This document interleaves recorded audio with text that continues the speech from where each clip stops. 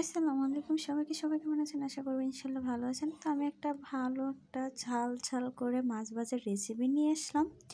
তো ফুল ভিডিওটা দেখবেন, পাশে থাকবেন। ওকে, চলেন দেখে আসি ঝাল ঝাল করে মাছ ভাজাটা কিভাবে তৈরি করে ফেললাম। এখানে আমি ভালো করে মাছগুলা কেটে ধুয়ে নিয়েছি ভালো করে। এখানে স্বাদ মতন লবণ দিয়ে দিচ্ছি।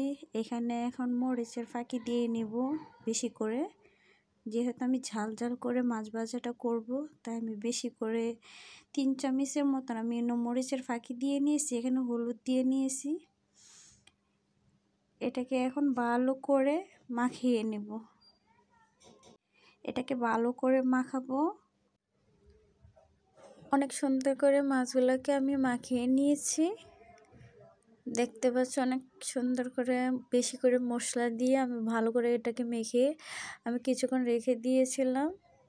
এখন কড়াই বসিয়ে তেল বসিয়ে আমি এটা মাছটাকে দিয়ে দিয়েছি। কড়াই বসিয়ে রেখেছিলাম, এখানে গরম হওয়ার পরে আমি মাছগুলোকে করে নিয়েছি। মাছটিকে উল্টে পাল্টে নিয়েছি। এখন এটাকে সুন্দর করে ভেজে নিব।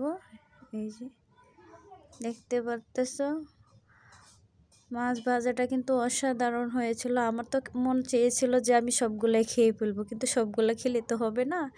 তো যাদের যাদের এই মাছ ভাজার রেসিপিটা ভালো লাগে তারা একটা লাইক কমেন্ট করে দিও, চ্যানেলটাকে সাবস্ক্রাইব করে দিও।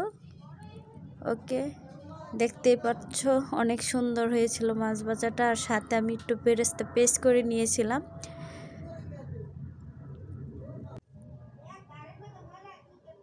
অসাধারণ হয়েছিল। ওকে, আল্লাহ হাফেজ।